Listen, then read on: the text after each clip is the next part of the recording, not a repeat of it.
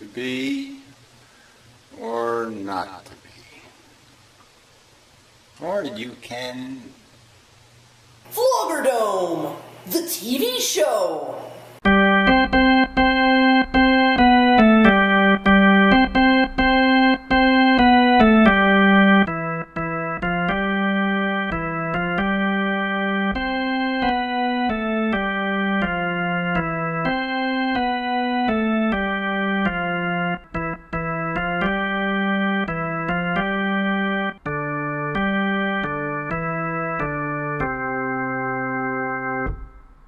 Episode 4, The Right to Die, featuring Glynos, and with contributions from Vox Neruda and Derived Energy, and with special guest, Dr. Frank Cavanaugh of the Final Exit Network. Welcome to episode 4 of VloggerDome on the subject of the right to die. Shouldn't really be a subject. I mean, the right to self-determination should be kind of a modern right, one that's completely embraced by most people. The idea that we have a self, a body, an identity, and really the only consequence is when you're going to do something to impact others. And if you're going to do something impacting yourself, there's generally speaking a social understanding that, yeah, it's your business. But these subjects that touch on morality issues and religion are difficult to get with the program to move them into some sort of rational perspective. So it's taken hundreds of years for people to get rational on the subject like sexual preference, and the subject of dying with dignity and by choice does seem likewise to have to go through a process of disengaging people who claim ownership of the property of your philosophy and body. They presume to tell you what's in your best interest and what the right way to be is, or the right thing to do is. So as a political issue, it should be understood that, yeah, this is your own property, your body, that you should have this right to self-determination, that you should be able to use the advantages of medical technology for your purposes, not necessarily their purposes. And it really shouldn't be that much of a conversation beyond some effort to persuade people who might be making a reckless or sloppy decision. There are ways to make this fail safe, and I'll go into those, but it seems it's more of an ideological argument than a pragmatic or practical argument. Like abortion and many other subjects, I think it is mostly veiled in traditional religious notions of offense to the Creator. You're not allowed to offend a God or nature by deciding for yourself what the right destiny for your life is. And what you value. Clearly it is killing yourself, committing suicide, is a statement. It does say something about the design. It's not perfect, quite obviously. It seems a minimal statement is in there saying this is not a perfect design because I'm going to have to exercise some volition to do this right, to die right. Nature will not kill you efficiently. And for those who believe in God, apparently God doesn't have much of an appreciation for efficiency either. And it's really just about whether or not we as individuals have a right to offend somebody else's God, fundamentally, or some kind of pantheist, deist, Gaia, nature God, where somehow the nature knows best when you should die and how you should die. And I don't believe that's true. So the simple political solution to any arguments that are made about protecting those who aren't exercising full competence Ironically, we don't need any such protections for people who sign up for the military. A bunch of young people sign up for the military to get a job killing people for money, and nobody feels any obligation to test their veracity or the integrity of their will to kill somebody else. But if they chose to kill themselves, yeah, we would have to psychiatrically test them, because that's insane. It's not insane to kill somebody else for money, but yes, it's questionable whether you should die when you're suffering, or think that it's maybe it's time to get out when your circumstance becomes less than pleasant in its prospects, let's say. So if we have a living will, we can establish people's intent. So, you know, at 16 years old, let's say, people would sign a living will, basically pointing out that they have philosophically no problem with death by volition under the right circumstances. And then they would also assign a guardian for their life, who would basically testify that the person isn't insane at the time they might request help. Noise coming.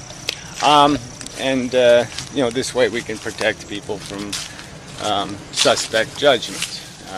You know, if we're worried about somebody saying they're going to kill themselves because they're a burden on other people or for some other reason, that guardian can be their defense against some kind of extortion like that, and that they can testify for the person, essentially, that the person doesn't really want to die, but they also don't want to be a burden, and that it is that intractable circumstance that's driving them to it, rather than any real desire to no longer live.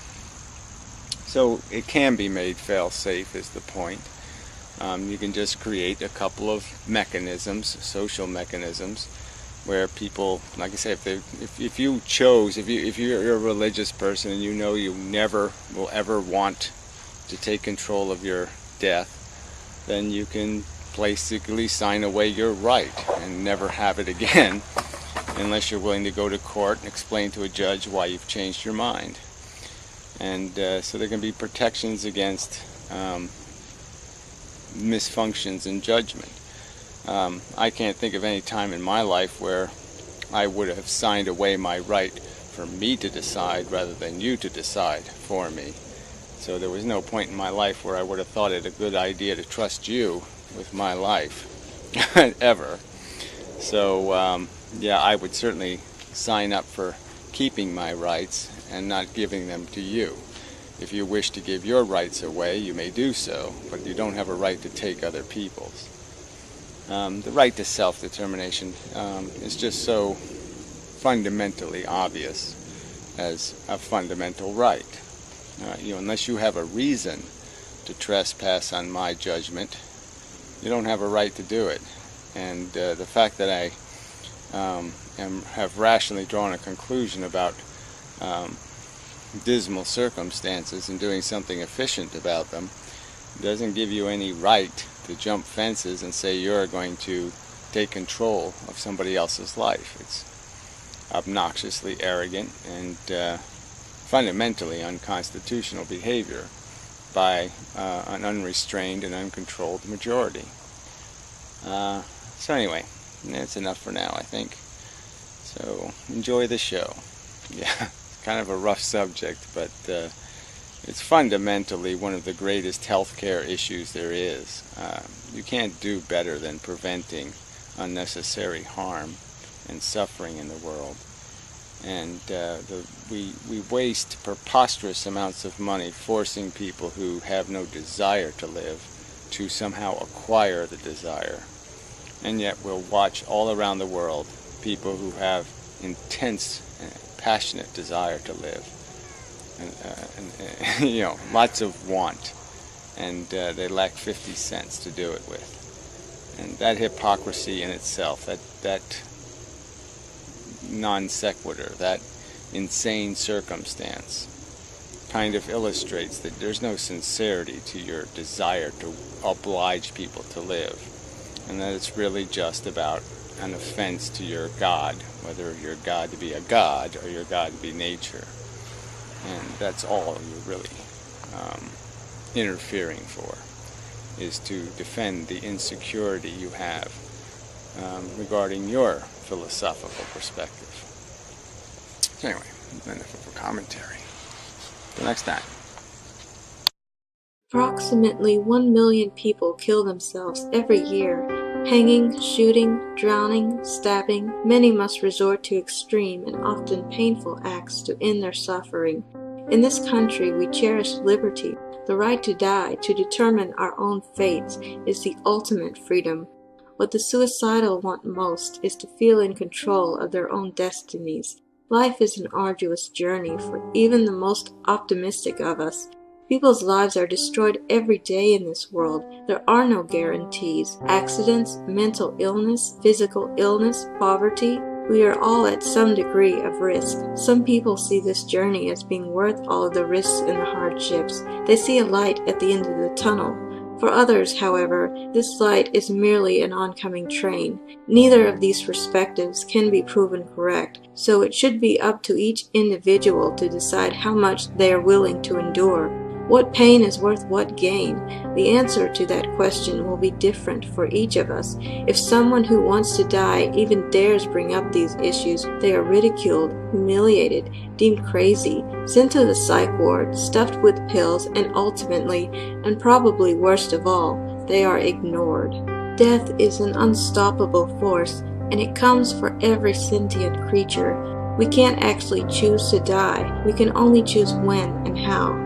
None of us chose to be born or to die. Life and death are both imposed upon us, and no one signs a contract that says, yes, I am willing to be exposed to all the dangers associated with this existence. To force miserable people to live lives they didn't consent to is akin to slavery. We all have attachments to others, but that does not mean we have a right to dictate how they live their lives, or even if they should live at all. Some feel unceasingly tormented by this existence. Every waking moment is a moment that never should have been. It's wrong to demand a loved one who is in pain to live for the sake of your attachments to them. That is not loving them. That is taking from them. Giving people the right to die on their own terms could actually help those same people live longer. If people felt they had a safety net, a tool in defense of the uncertainties of being, many would be more willing to face challenges. Everyone wants to feel they are masters of their own fate, and giving them this fundamental right will give the suicidal the strength and sense of control they so desperately long for. It will give them a sense of peace in a world full of chaos.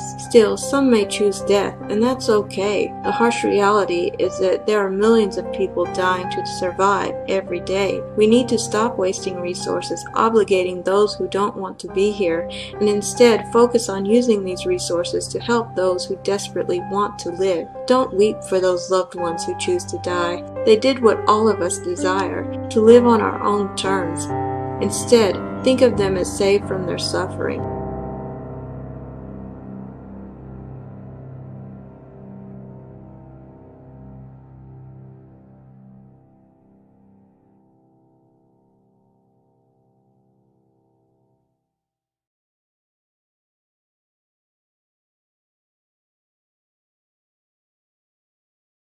On the subject of the right to die, an individual has a fundamental right to invest their own welfare in their own judgment, and maintaining the ability to say, I want to live, is not placing too high a standard on survival. Life is imposed without consent, and once an individual reaches the age of consent, they should be free to contract a different choice. Along with rewards, living carries great risks, and no individual should be coerced or forced to accept those risks. Suffering is the most valuable commodity in the universe, and it should never be endured or imposed unnecessarily. Opposition to a liberal right to die is primarily driven by poorly motivated religious zealots who wish to force law to reflect the dogma of their gods. A right to die that fairly protects all legitimate life-supporting motivations of society can be constructed. It is proposed that upon reaching their 17th birthday, all individuals be allowed to name a person to be their legal guardian and establish a living will, stating whether or not they wish to maintain a legal right to die. At any time in the future, the person would be free to revoke any interest in having the right to die, but to regain the right, an individual would be required to go to court and defend the competency of their change of mind. To exercise their right to die, an individual would present to an appropriate medical authority the living will affirming their right, and a notarized statement from their guardian verifying they believe the decision to die is competent and appropriate. Such a system would substantially protect any vulnerable individuals from any momentary bad judgment or pressures, and society would be able to fairly protect, rather than destroy, a vital liberty interest. Hello YouTube. So I finally arrived at my brother's place. I'm really dreading this. He has this tendency not to understand anything I say, and then to misrepresent it. This could get ugly. What fucking hell are you talking to over there? Time to go inside. How come you don't want to have kids then? Well, I spent a few years reading and listening to different arguments, and the only two arguments for having children seem to be I can or I want. Where do you find these arguments then? Well, there are a few books on the subject, but mostly online. So you were saying you believe everything on the internet then? You're a fucking idiot, but people on the internet believe loads of bullshit. Oh no. Show me one of these arguments online then. I'm not sure that's the best idea. How come, man?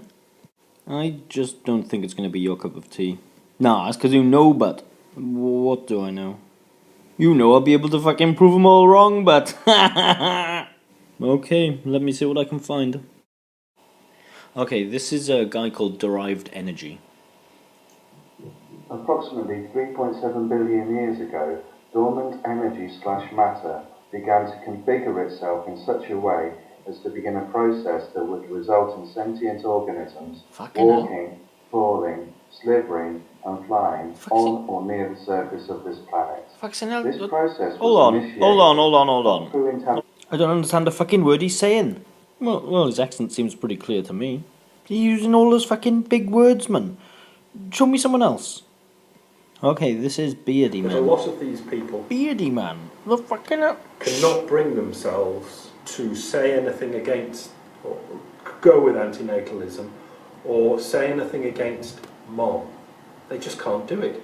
There's a psychological block. You can hear it in Anton. He's moving up towards agreeing with Gary, but kind of bumps into mom. Ah, right. And then, so what he's saying there then is people hate their mothers. No. I don't fucking understand any of it, but... Adventures of an Antinatalist will be right back. This month, VloggerDome proudly welcomes Dr. Frank Kavanaugh of the Final Exit Network to have a chat with Amendum about the right to die.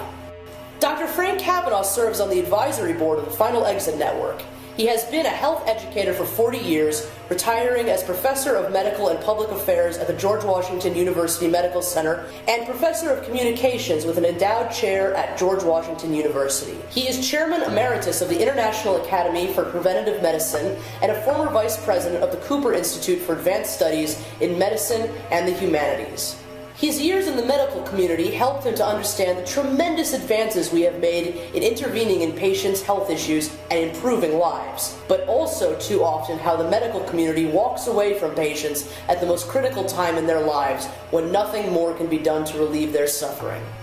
Dr. Frank Kavanaugh and Amendum are both passionate advocates for the right to die. Let's hear what they have to say. Alright, so on the subject of the right to die, we have a special guest, Dr. Frank Kavanaugh, who's connected with the Final Exit Network and advocates for the liberty of people to gracefully exit, and has probably spent some years doing that. You want to say a little bit about yourself, Frank, and your history? Sure. Our organization is an organization of about 3,000 all volunteers around the United States. We don't have any paid staff, any offices. They all tend to be sort of senior citizens and elderly people like myself who are involved in it. And in a prior life, I was a faculty member of the George Washington University Medical Center in Washington, D.C. I wasn't a medical doctor. I was a PhD, and my areas were health policy, health law, healthcare communications, health management systems, those sorts of things. But with my 23 years in the medical center, I saw the wonderful things that we did in intervening in people's lives and making them better. And unfortunately, I also saw how when we could not make them any better, we too often walked away from them at the most critical time in their life. And I retired and came to Florida, and I thought, well, what kind of things do I want to do? What am I really interested in? And that stayed with me for quite a while. And I was familiar with the Hemlock Society, which started way back in 1980. A man by the name of Derek Humphrey, who is still alive today in Oregon. And Derek wrote a book called Final Exit. And it is published in 12 different languages. It was on the New York Times bestseller list for 19 years. And he gave rise to this movement, if you will. And it actually, the Final Exit Network itself got created in 2007. And I decided then that it would be a good thing to volunteer my time with. So I have. Many people come to the organization because of the terrible situation in the prolonged death and suffering of a family member, and volunteer that way. But I just came because I saw that the medical profession I didn't think was responding in the proper way. Lots of emphasis on keeping people alive, procedures, not enough on what we would call end-of-life care or really aid in dying as such. So that's what brought me to it. Yeah, I over the years, I've always been interested. Even as a youth, I kind of had a perspective that this should be a natural right. That this is, life is complicated. It's not a free lunch. Okay, you can get harmed living. And I always kind of thought this is not something you impose on people. It's up to them to decide. And part of it, I guess, too, as a youth, I remember reading a book on the mind, and it had images of mental hospitals in the past. And you saw the horror that these people lived in. And you're just saying, well, this is just so unnecessary and crazy. I mean, you have these incurable circumstances, and what do? You have them in cages? I would just imagine I wouldn't pay that price. There's nothing I'm going to do in my life that would ever justify me volunteering, to be the victim. So I always had this perception that this was a valuable thing. I remember Derek Humphreys, and I guess he started first with his wife. He actually had to assist her, and that was his first. Jane's Way, I think, was the title of that book. Correct, yes. And then Kevorkian, I'd like to bring him up just as a reference, just to see if you have an opinion. But I love Jack Kevorkian. I mean, I think it was, he pushed a little too hard. You'll find fault with anybody's strategy, but as a man, as a character, as a human being, you couldn't get any more generous. And he spent 7 years in prison, because he advocated for people taking their own volition, acting on their own judgment, and merely needing a little assistance with one of the most difficult processes in life, dying. Yeah. My take on him is that I have a very high regard for him. He was a character. He was outrageous. All of the years where he provided the means for people to die, and they actually initiated the Mercitron machine. Jeffrey Feiger, his attorney, defended him in court in Michigan, and he was acquitted each time, over and over and over. Then he decided that he wanted to get the issue to the United States Supreme Court. And he said, a way to do that is, I will inject somebody myself. I will take their life. I will videotape it.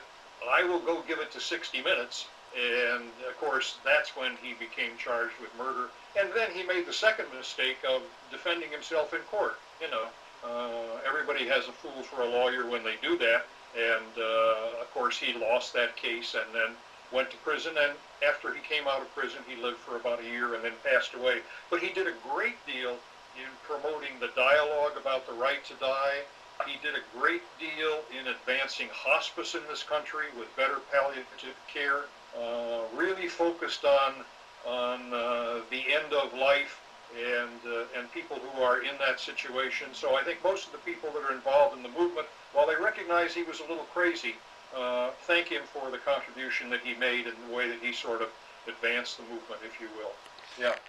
Yeah, it is kind of a tricky, you know, there's a lot of subjects like abortion, there's different subjects that have existed in the dialogue for decades. You know, I mean, you're a little older than me, so you have a longer experience, but it's just, it seems to get talked about, you know, somebody brings them up, a governor, I remember Governor Lamb at one time had brought up the right to die, you know, and it gets a little bit of momentum, the people start talking about it, and then just goes away. It's like Kevorkian spending the 7 years in prison, and there was no dialogue on the subject. No, the doors just closed and the silence, you know, remained.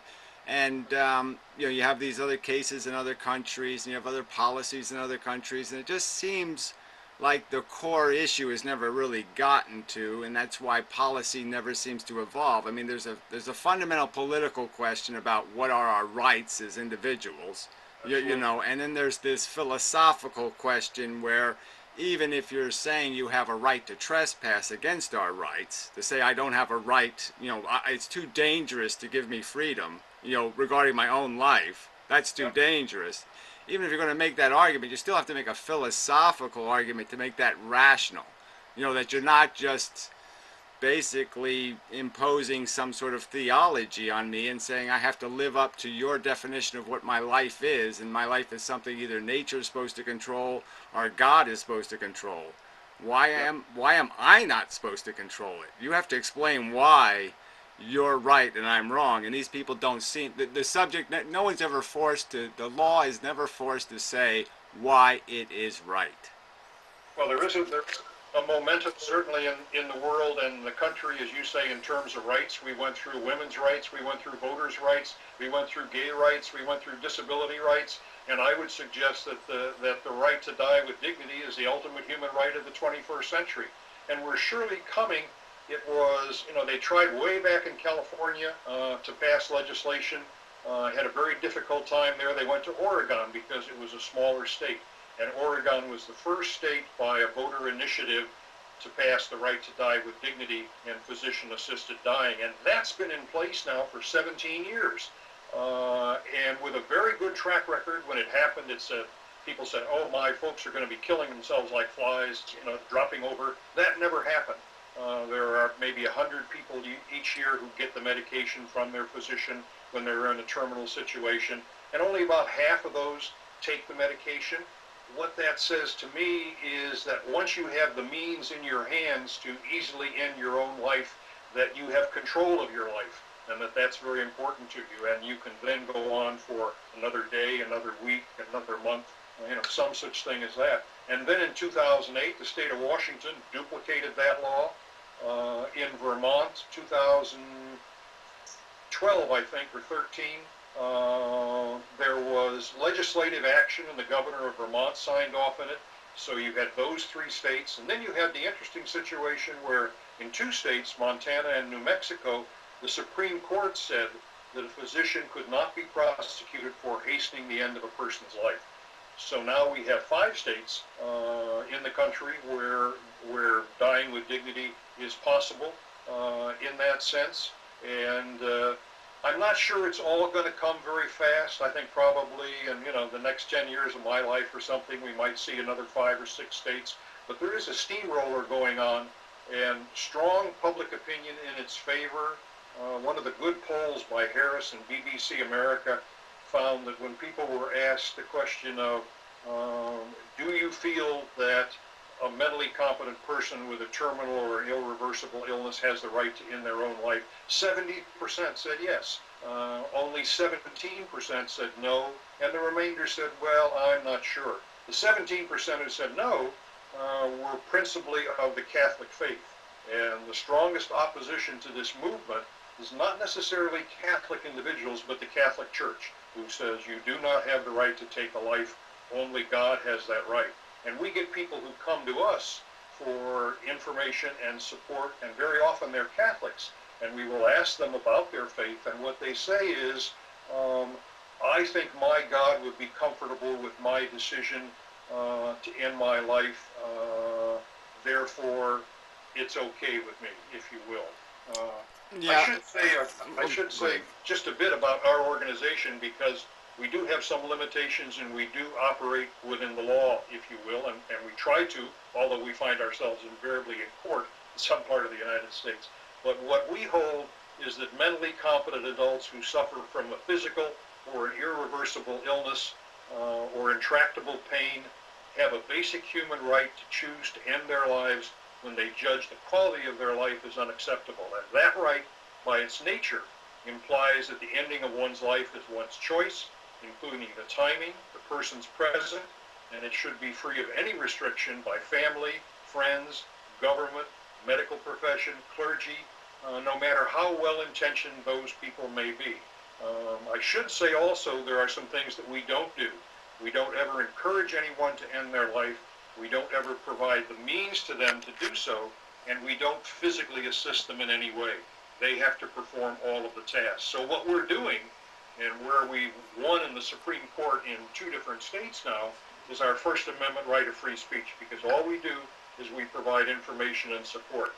If you were in that situation and you had an irreversible or a terminal illness and you came to us, we would ask you to put your situation in writing.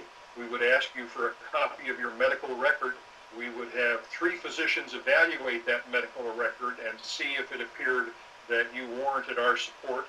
If they didn't disagree, a 4th physician would be brought in. But if they agree, then someone comes to visit with you at no expense anywhere in the United States to talk with you and really to determine that you are mentally competent and that you're not temporarily depressed where you might be helped by medication or therapy or some such thing as that. And if you're determined to be competent, then we say to you, all right, we will provide you with the information to help you end your life. If you want us to be there with you when you do it, we will also be there, because we don't think that anybody should die alone.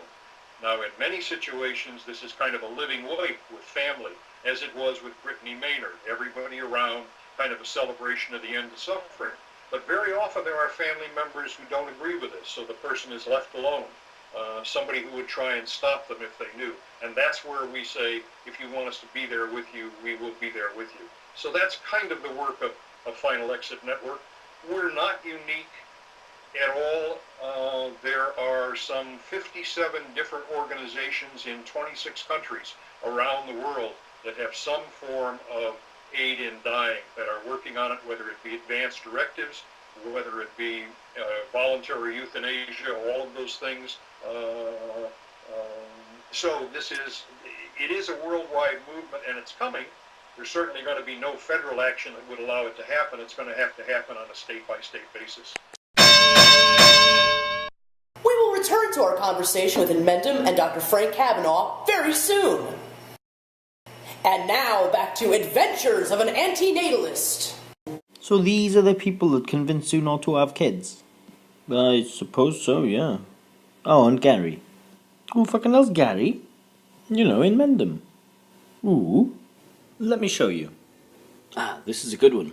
Human beings are need machines. You don't create the need, then you don't have a fucking problem. You don't have a need that needs satisfying. It's not that fucking complicated, asshole. We come into the world, we make the mess, and then we clean up the mess, and then we give ourselves a blue ribbon. That's bullshit. Alright, that's like a fireman who starts fires to justify his existence. Deal something with that analogy. Okay, deal with the fact that would it make any sense to have people who start fires just so they can get paid to put the fires out? So hang on a second. He's saying then that no one should have kids. Exactly. You don't believe that, do you? I do, yeah. So that means you don't think I should have kids either then?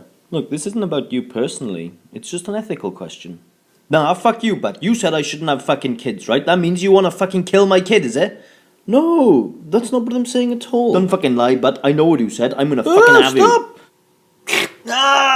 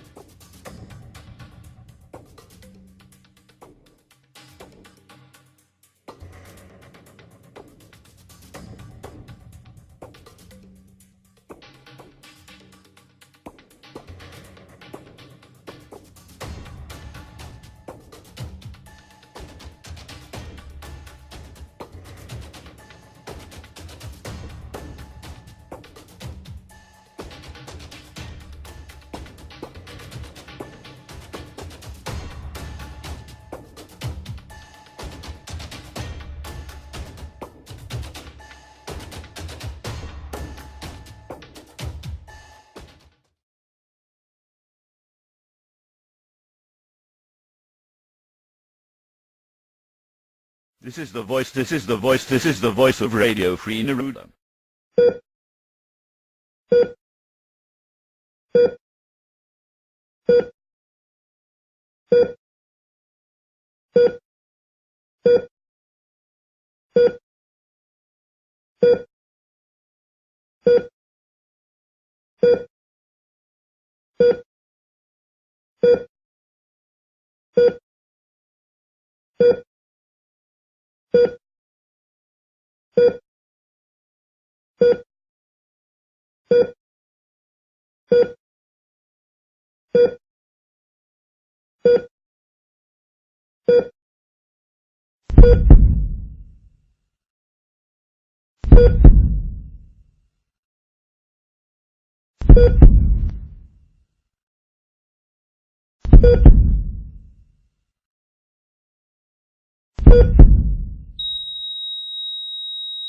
Proceeding was brought to you by the makers at Golematic.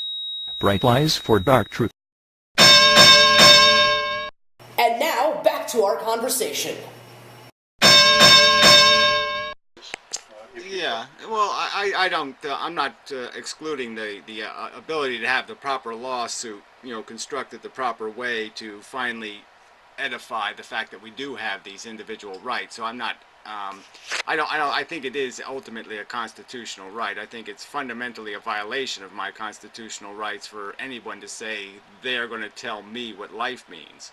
That's a philosophical concept, and nobody has a right to tell me what my pain's worth or what the joy of a sunset is worth. Those aren't their property. That's my property, and it's a clear violation, a clear trespass of a Jeffersonian notion of rights for them to say they have to jump the fence and have to save me from my own judgment. Prove I'm incompetent, or pretty much shut up, right? That's how I look at it. If you can't prove I'm incompetent, we don't have all these tests, right? All these tests you have for these people's judgment. I'm not saying it's not what you have to do as a pragmatic matter, but we don't do that for the military, right? We let an 18-year-old boy decide I want to be a murderer and get paid to do it, right? We don't ask him any questions at all. We don't get a bunch of doctors to figure out whether he's sane or competent or not a crazy maniac, a sadistic lunatic. No, we don't care. More sadistic, the better. And so our hypocrisy in policy should be, in my opinion, okay, is just so glaring. The hypocrisy of our caring about even people's lives, right? We watch people die all around the world for a lack of 50 cents a day. 50 cents will buy a human life desperate to live. And yet we will pretend we care when we force somebody to die horribly. I mean, to me, it's sadistic, it's cruel, it's ignorant, it's bigoted, and that's, now I'm not saying it should be your argument, but I'm just saying that's my argument, okay? Yeah, these people don't have any justification because their hypocrisy is glaring. They're defending their own insecurity about their own philosophical position, their religion, and that's all they're doing. They're defending God, and they're using my rights. They're throwing my rights on the altar to sacrifice to their God. It's a right they don't want. It's a right they have no use for. Well, then sign a piece of paper saying you don't want the right to die. I shouldn't have to sign a paper saying I want authority. If you want to give away your rights, if you're afraid that someday you're going to do something crazy, well, sign away your own rights, but don't sign away mine. Don't steal mine.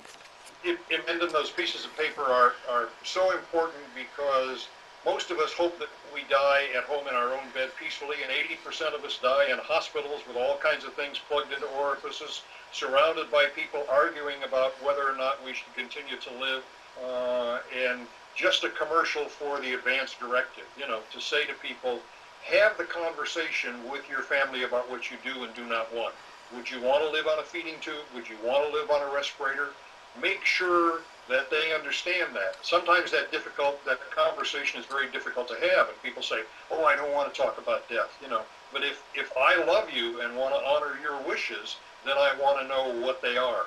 And once we've determined that, then put that in writing, have it signed, have somebody appointed as a healthcare surrogate to speak for you if you become in a permanent vegetative state. Those things are sort of all key to the process. Very often when we're young, we think we're immortal, and we think of people like Karen Ann Quinlan, Nancy Cruzan, Terry Schiavo, all women in their 20s who thought they were immortal until they went into a permanent vegetative state. And once they hit that and didn't have that advance directive, then they went on to live for 10 or 15 years while husbands and mothers and fathers argue about whether or not they were going to pull the plug, because it was never discussed, was never put down, and never written. So it is worth for most folks taking the time to do those advance directives, and you're never too young to do them. Yeah, well, that's exactly, I'm advocating a similar policy where people would be obligated to have a living will, and then they would have a guardian, as I call it, or whatever, for life, and they would, if somebody died or something happened, they'd have to get a new one, but that person would just sign off, as a final judger of the circumstance. So for disabled people who worry that they're going to be coerced into killing themselves because of, being a burden or something else, obviously this advocate would always be there to say, no, they don't really want to kill themselves. They just feel like, they're being pressured because they're expensive or a burden. And so, this would protect, we can make it fail safe, essentially. We can protect the emotionally and psychologically vulnerable without taking away everyone's rights. We don't have to sacrifice, human dignity and human liberty, to prevent real harm from happening. But again, I would argue your examples of Karen Ann Quinlan and Cruzan are again examples of hypocrisy, because you think of the millions of dollars, okay, not a small amount of money, but actual millions of dollars spent to prolong these vegetative states. And for what? As a monument to God. There's no other, you're not doing anything else. You're just, and to think how much comfort could be given in the world with that money just points out again, these people, their hypocrisy. You don't care about the living if you will throw away resources on human vegetables, and that's what they were, as a token to show how much you love life. You don't love life if that's what you do with the resources that can provide comfort. And we went to such extremes. In Terry Schiavo, 15 years, George W. Bush came back from vacation to sign an order to keep her alive and let it continue to go. And for 15 years before her husband, he still lives in Florida here, finally won that case and was allowed to take her off life support. But 15 years of that is horrific. Certainly some way that she never wanted to or ever intended to live. Yeah, and another issue you've brought up is the I call it the medical industrial complex. Everything sort of turns into a complex, but if medical doctors didn't have a self-interest, I mean, they do have a self-interest. They're making money off the last years of life, or the most expensive years, right? The last 7 months of your life, you're going to spend half of your all the medical expense of your life, half of it's going to be in the last 7 months of your life. So yeah, they want to drag that out because that's half their income, right? I mean, I don't want to be too cynical, but clearly if the medical profession would come out rationally and say, look, yeah, this is part of life. I mean, dying is part of life, and obviously, why shouldn't we do it anything other than gracefully? Why should you do it? Well, there shouldn't be a single misstep. It should be the most beautifully orchestrated of one of the most, it should be as good as a wedding. Okay, your dying should be as great as your wedding. It should be an event in your life to celebrate your existence, celebrate what you have accomplished, maybe lament some of the things you messed up or you blew, but you know what I'm saying? You sing the song, I did it my way, and you gracefully exit stage left. I don't think any rational person hooked up to a polygraph test could say they're against that without there being some reason, like you brought up the Catholics. I mean, they're the ones that put Kevorkian in jail. Let's understand, there's a Catholic judge and a Catholic jury, and they put him in jail for 7 years. So these religious people aren't harmless, and I think it is a big part of the subject, because I think it's part of the politics. So I'll bring up one more political issue. I don't want to swamp you, but the real problem with the issue is that these Republicans, a lot of conservatives are for the right to die, but they're part of a party that has to placate the religious right. So they can't do what the party actually wants to do. There's lots of financial conservatives who would be all for the right to die, but they're not going to vote for a liberal, and so they're bound to this religious fundamentalism that keeps standing in the way. And it happens in, I could see it in the politics in this state, because they came very close, to passing a right to die law. Probably. You may well be the next one. And it's just this little bit of nasty Republican politics that stood in the way. There's an interesting thing in this movement too. People tend to think of it as a liberal movement, an individual human right, that liberal people would support those rights and so forth. But I find on the conservative side that you can make the case for, hey, get the government out of my life. Why should the government be telling me whether I could live or die? And that becomes a great conservative cause. So there are a number of, apart from the political realities of how you do something, there are both conservatives and liberals who support this idea for different reasons. Right. Now, I'm saying I'd always want people to support it because it's a basic human dignity and because of compassion and because you don't want to waste suffering. But obviously, too, if you're a financial conservative, I can't even tell you how much budgetary money you're going to save, okay, when you're not shoving tubes in people who don't want your tubes, okay? I mean, when you're spending a fortune to tie somebody down and do procedures on them and do tests. My grandmother lived to be 107 years old, and the last day of her life, they did a diagnostic MRI. Wow. Now, can you make any, they were diagnosing somebody who's 107 years old. Why are they doing that? And they tied her down to do it. You hear that all the time of somebody at a great age who all of a sudden they say, we're going to give this person a pacemaker and, keep the heart going. Well, there's nothing left of the body for the heart to keep going. So you mentioned an interesting thing before, and I think it's very important, and I was pleased that you said it. You kept saying the word liberty, and we often talk about this as a human right, and you can make a distinction that a right is an activity that requires others to assist or cooperate in some way in allowing you to have that. However, liberty is something that we may exercise without imposing obligations on somebody else, and that hastening the end of a person's life may be thought of as a personal liberty for those who are irreversibly ill or are suffering more than they can bear. So I sometimes think that when we talk about it as a human right, we ought to talk about it as a human liberty. And I'm glad that you did that, because there is a medical model, that exists in those 5 states where a physician must provide you aid in dying. We have physicians review you, but we give you the complete control over your life. In other words, when the time comes that you wish to end it, you can easily acquire in your own community the means and do the simple physical tasks that are required for a quick, painless, and a foolproof death. That does not require a doctor to agree, because even in Oregon, Washington, Vermont, those places, a doctor may say, no, I don't believe that, I'm not giving you the medication. So it's still their individual choice, and you're still dependent upon the doctor. And what we have is essentially a non-medical model that does not make you dependent upon the doctor.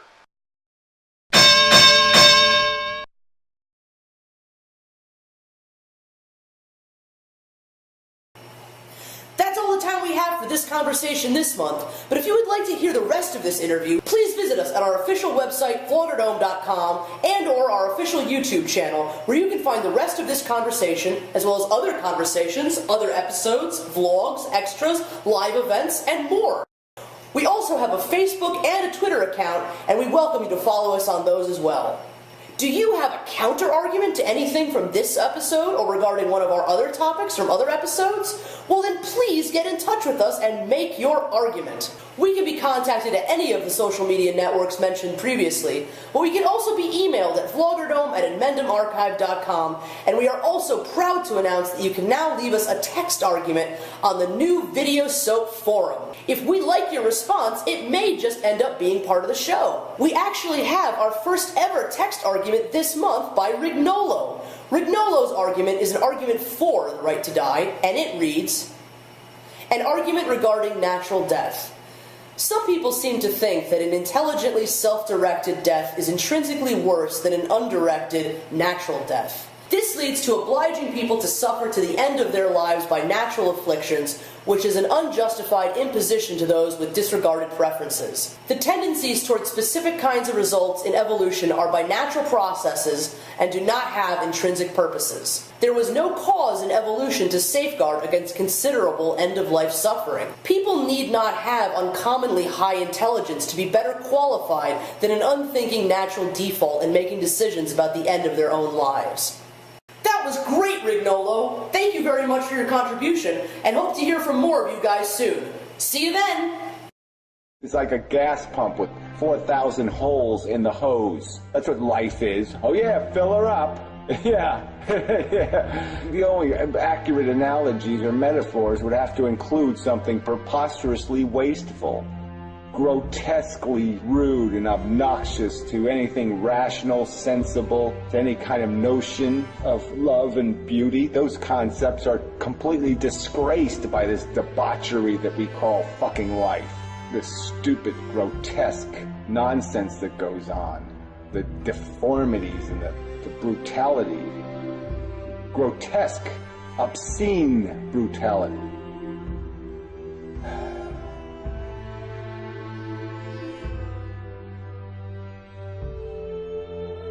The whole fucking audience ought to get the fuck out of their chairs and walk the fuck out.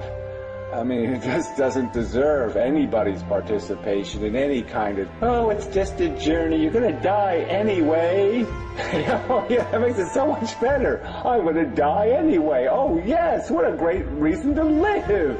So I can die anyway another day. Yeah, so I can spill some more guts before I cash in my guts for good. It's just littered with all this slop and imperfection, and everybody just keeps talking like, just keep marching through the slop as if we're actually going somewhere. It's going to be Shakespeare plays forever. All it is pointless drama. It's pointless want, chase, wheel, deal, stab in the back.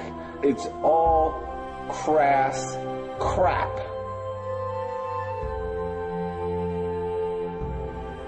I mean, it's just so stupid on every fucking level. And the fact that people finally understand that, they actually become aware, oh, I get it, stupid. Oh. And you fucking goddamn almost mock them. This whole fucking thing is so obnoxious that I have to actually explain to these assholes why there'd be some reason I wouldn't be too enthusiastic to play this preposterously idiotic fucking game. It just feels undone to leave it this way. It feels undone to sit there and just say, okay, I'm gonna get the fuck out. But you know the game is going on. You know that, you know, everything that made you sick, everything that's got you just totally, I gotta get out of here, is still there. And so it's like jumping off the Titanic when you know the nursery school hasn't been evacuated. The job isn't done somehow. There's something you gotta do before you jump off the boat. I mean, really, it's just obnoxiously insulting that I have to sit there and I even explain to you people why this play sucks. Fuck the optimists. It's not even optimism, it's delusionary rainbow sickness. Yeah, you know, yeah, whatever. Yeah, I've said all I need to say. So yeah, I wish I could offer some comfort, but I can't. I wish I could offer some advice, but I can't. So yeah, instead I just ranted. Yeah, that's what I did. So until next time. You people are insane. Fuck you guys. I'm going home. Blah, blah, blah, blah, blah, blah, blah, blah, blah, blah, blah. Preposterous. Just preposterous. So in conclusion, none of us asked to be here in the first place, and really all because of a few cowards, zealots and tyrants. Human beings are being denied what should be one of the most fundamental rights of being alive. To take control of one's own death, to invest in one's own welfare, and to be assured of a graceful exit, an ending befitting the dignity that every living, feeling thing deserves. If this is a cause you believe in, please do whatever you can to insist that all human beings have a right to a clean break from their suffering at the time that they choose. Fight for it to be fail-safe, fight for it to be made available.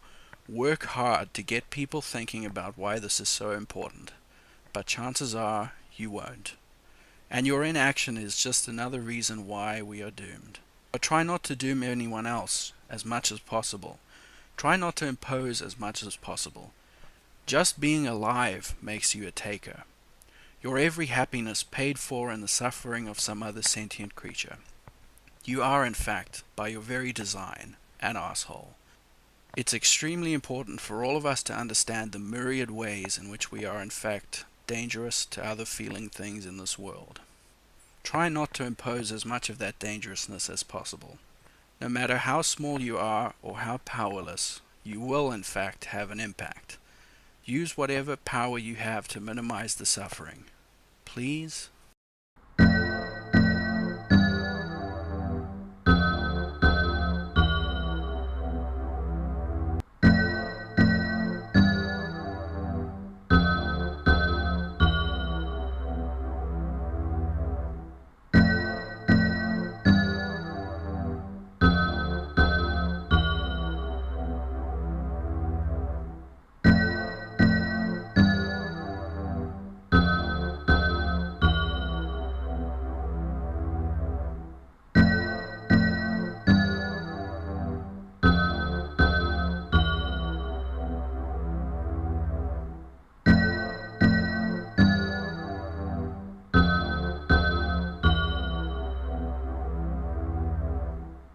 Thank you very much for watching another episode of VloggerDome. Next month's topic is democracy. See you then!